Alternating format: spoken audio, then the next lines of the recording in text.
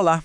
Hoje a gente vai mergulhar num conceito da psicologia que é muito poderoso, a função do imperador.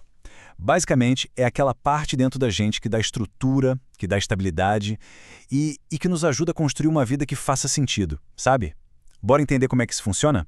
Sabe, todo mundo já passou por aqueles momentos em que a vida parece, sei lá, um barco sem rumo à deriva mesmo. Essa sensação de não ter um centro, de se sentir um pouco perdido, é exatamente o problema que a função do imperador vem para resolver. Porque quando essa estrutura interna falta, a experiência é de um caos danado. A gente vive em oscilações constantes, pulando de um impulso para o outro, muitas vezes impulsos que nem fazem sentido juntos. A gente começa projetos super empolgados e logo depois, puf, abandona. E no fim, em vez de guiar a própria vida, a gente passa a maior parte do tempo só reagindo ao que acontece. É uma dificuldade enorme de manter uma coerência. Mas olha, tem uma saída para essa desordem. A psicologia nos apresenta o que a gente chama de princípio da sustentação, que é personificado nessa função do imperador. Essa função que traz ordem e forma para o nosso mundo interior.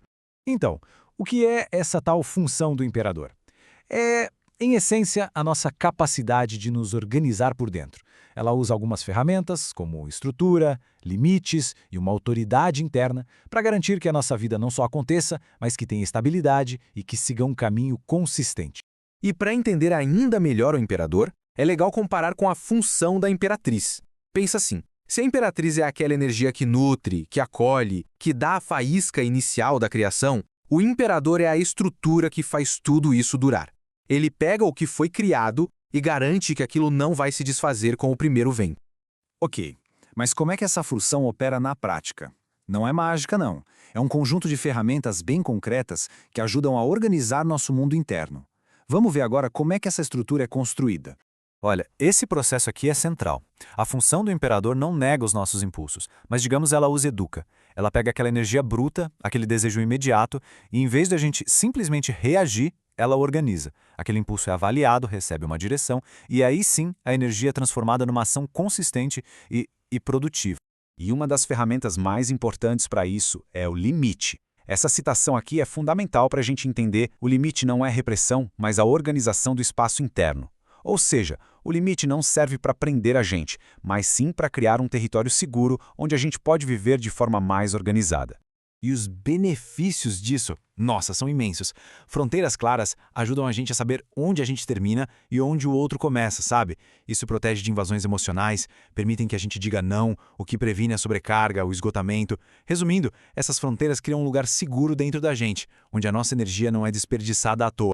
E com o tempo, essa estrutura toda evolui. A gente deixa de seguir regras só por medo de punição e passa a desenvolver uma lei interna, uma espécie de bússola de valores pessoais que guia as nossas ações, mesmo quando ninguém está olhando. Isso, no fundo, é o que a gente chama de maturidade. E qual é o resultado final desse processo todo? É o que a gente pode chamar de uma vida de autoria própria. O momento em que nos tornamos os verdadeiros arquitetos da nossa existência. A transformação é um verdadeiro salto. A gente sai de uma vida baseada só no sentimento do momento, dependendo da validação dos outros, para uma vida onde a gente assume e sustenta as nossas escolhas, guiados por um eixo interno, pelos nossos próprios valores. E como é que a gente sabe que essa função está bem integrada? Pelos sinais.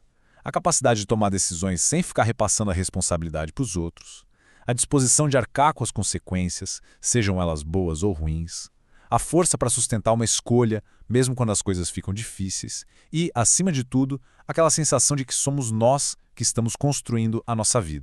E assim a gente chega ao ponto central, ao coração da ideia. Vamos focar agora na pergunta fundamental que guia toda essa estrutura psicológica, no verdadeiro propósito dela. No fim das contas, o papel do imperador é este: dar um alicerce para a nossa vida. É garantir que a nossa existência não seja só um fluxo de momentos soltos, mas algo com fundamento, com uma forma definida e, o mais importante de tudo, com continuidade ao longo do tempo. E tudo se resume a esta pergunta que é muito profunda e poderosa. O imperador não pergunta o que eu estou sentindo agora, mas sim o que precisa ser mantido para que a vida não se desfaça. É uma questão que nos convida a refletir sobre o que é realmente essencial para sustentar a nossa jornada. Vale a pena pensar nisso.